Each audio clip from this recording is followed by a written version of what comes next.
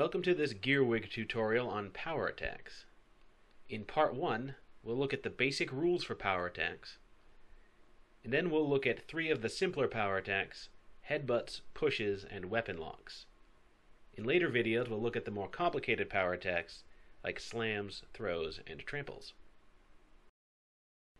Power attacks are special attacks available to certain models, mostly warjacks and warbeasts, although some other models may be able to make power attacks as per their own specific special rules. The power attacks available to warbeasts and warjacks won't be written on their specific cards, but will be found in the core rulebook. It is important to note that power attacks are special attacks and not special actions. Special actions, or star actions, take up a model's entire action to use. Power attacks, which are special attacks, are made as part of a combat action. When a model makes a special attack during his combat action, he replaces his initial attacks with whatever the special attack does. So a warjack or warbeast making a power attack does not take any of his initial attacks, even if he has multiple. Our warhog here, for instance, couldn't elect to take his 2 initial attacks with his big cleavers and then trade in his tusk attack for a headbutt. A headbutt, which is a power attack, is a special attack and thus would replace all 3 of his initial attacks. Because a power attack is part of a combat action, a model may make additional attacks after the power attack is resolved. If our warhog here had decided to make a headbutt, he'd lose his initial attacks, but he could be forced to buy additional attacks after the headbutt was resolved, in the normal fashion by putting 1 fury on him per attack. All power attacks are considered to be melee special attacks, so any additional attacks must also be melee attacks. All power attacks have a half-inch melee range. Even if the model making the power attack has a weapon with reach, like our stalker here, his power attacks will only have a half-inch range. While he has the Stormclad in his reach here, he can't use any kind of power attack on him. He does have the Charger in his half-inch reach, so any power attacks he has available can now target the Charger. Since power attacks are melee attacks, they do benefit from any special bonuses that affect all melee attacks. The Warlock Kaya, for instance, has a Pack Hunter's ability that affects her entire battle group, giving them +2 to their melee attack rolls. When the Stalker makes power attacks, he would also apply this +2.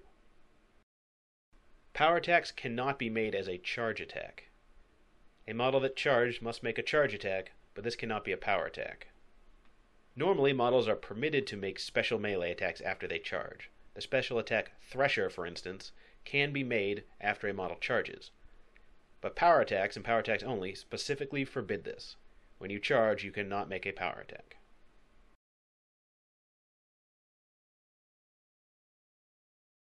Additionally, warjacks must spend 1 focus when they make a power attack.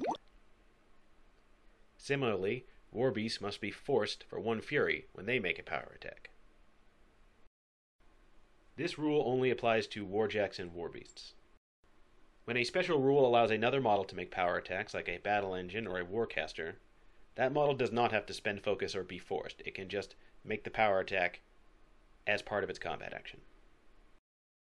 Each power attack will specify which warbeasts and warjacks are allowed to use it, and some power attacks are allowed to be used by all warjacks and warbeasts.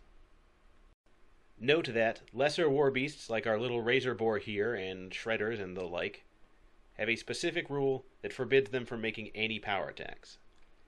So throughout this video series, we may refer to certain power attacks and say that this power attack is available to all warbeasts and warjacks. Note that lesser warbeasts are always accepted from this. Lastly, when a model makes a power attack, he does not apply any of the special effects from his weapons to the power attack. This is true even if the power attack specifically requires an open fist weapon to use. When a model like a Stormwall has an open fist weapon with a special rule like Electro Leap tied to it, he does not get to add the Electro Leap effect to any of his power attacks. So if he did a big sweep power attack and clipped a bunch of models, he would not Electro Leap off of each of those attacks. When you use a power attack, you do not get any of the special effects from your weapon.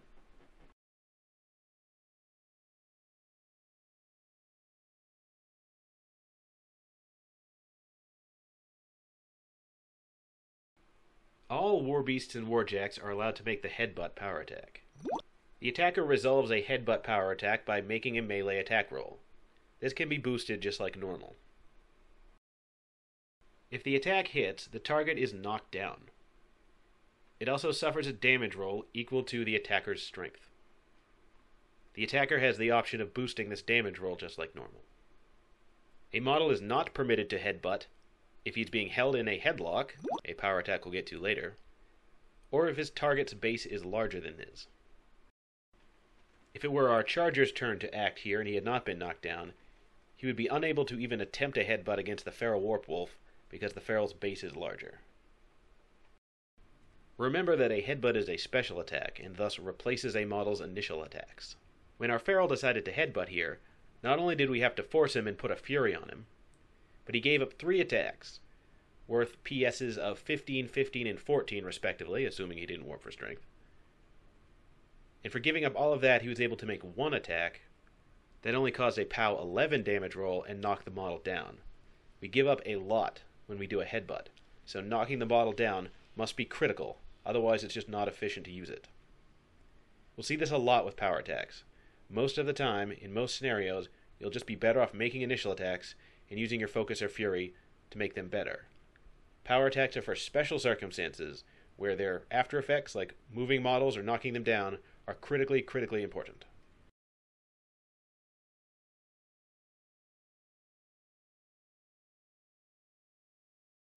Any Warjack or Warbeast can make a push power attack, regardless of whether it has open fists or not.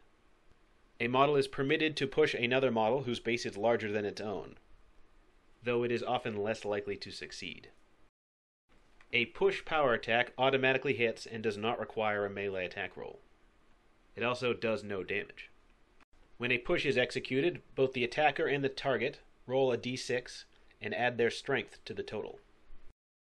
If the target's total is greater than the attacker's, then the push fails and nothing happens. Any other result on the roll and the push succeeds, which means ties go to the pusher.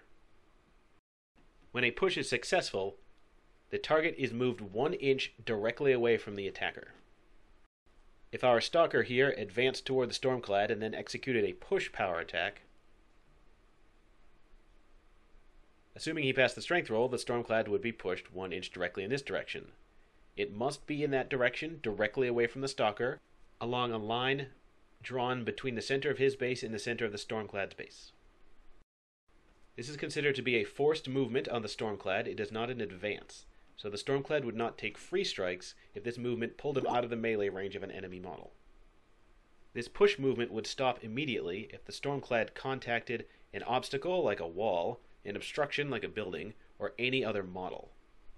He would also move at half speed, which is to say only half an inch, if he were in rough terrain. A push movement doesn't knock anyone down and doesn't do any damage. It just moves him directly away 1 inch if possible.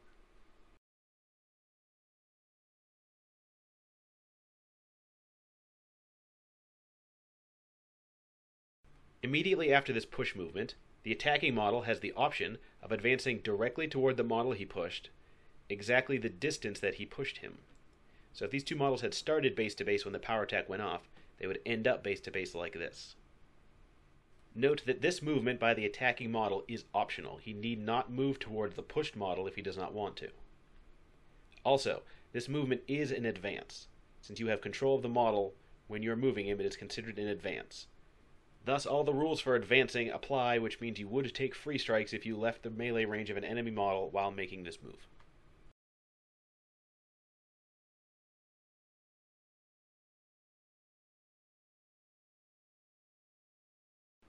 Weaponlocks are power attacks that target a model's weapon in order to make it useless. A headlock is exactly like a weapon lock, only it targets a model's head. Any Warjack or Warbeast with at least one uncrippled open fist weapon can make a weapon lock or headlock. A model cannot weapon lock or headlock a target with a larger base than its own, and a model cannot weapon lock or headlock a model who is knocked down. When an attacker takes this power attack, it first must declare what it is locking. It declares either one of its target's weapons or its head. It then makes a melee attack roll that can be boosted like normal. If it hits, the weapon or headlock does no damage. And the weapon targeted, and every other weapon in that location, will be locked. A weapon's location will be indicated by a small gray square below the weapon entry on their card. It will usually either say L, R, or H for left, right, and head, or it may just be a dash indicating no specific location. If you lock a weapon in a dash location, you also lock any other weapons located in a dash location. A model with a locked weapon cannot make attacks with that weapon. It can make attacks with other weapons on other locations. A model with a locked weapon cannot make special attacks of any sort. Nor can it take any sort of special actions like repairing or healing. It must take the combat action. During its combat action, it loses any initial attacks with the locked weapon. At the beginning of its combat action, the locked model must attempt to break the lock. Both models involved in the lock roll a d6 and add their respective strengths. If the target model, the model with the weapon that is being locked, exceeds the attacker's result, the lock breaks. On any other result, the lock remains, which means on a tie, the lock remains. After the attempt to break the lock is resolved, the locked model continues making its initial attacks. Remember, it loses its initial attack with the locked weapon, regardless of whether it broke the lock or not. It just makes its remaining initial attacks. Once the initial attacks are resolved, the model can make additional attacks like normal. If it was able to break the lock at the beginning of its combat action, it may buy additional attacks with the previously locked weapon. If the lock remains, it cannot buy additional attacks with that locked weapon. It may instead, by spending a focus or being forced for one fury, like our war pig is here, attempt to break the lock again. This attempt is resolved just like the first one, with each model rolling a d6 and adding its strength. If this break succeeds, the model could then buy additional attacks with the previously locked weapon. If it fails, it could spend another focus or be forced again to attempt to break again. The locking model, the model that performed the power attack in the first place and is maintaining the weapon lock, may not use his open fist weapon, the weapon used to make the lock, to make attacks. This model may also end a weapon lock at any time during his activation for no cost. This can be beneficial sometimes, because while a weapon lock is in place, neither model involved in the lock can advance or be pushed. They can be knocked down, thrown, or slammed, however. Since a model involved in a lock cannot advance at all, that means they cannot change facing. A weapon lock breaks if either model involved in the lock is moved or placed by an effect. So say the telekinesis spell could place one of them 2 inches and that would break the lock. If either model is moved by a slam or a throw, that would break the lock as well.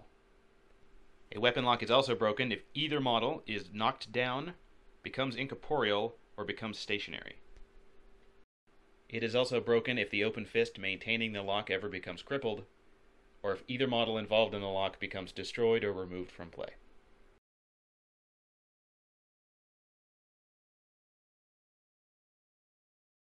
Because the power attack rules are so involved, and are featured prominently at the beginning of the combat chapter in the rulebook, many new players may be under the mistaken impression that they are core maneuvers, when in fact they are extremely situational. A model performing a power attack typically sacrifices a great deal of damage to pull it off, and it's usually better just to beat on your opponent normally. Clever players, however, are always on the lookout for those rare opportunities where the side effects of a power attack, the knockdown, the forced movement and such, can be game-changing. Thank you for watching. For more guides like this, battle reports, and articles, check out Gearwig.com. You can email me at boss@gearwig.com, or check out our Facebook or Twitter page. If you want to help the site, tell a friend and subscribe to our YouTube channel. Thank you.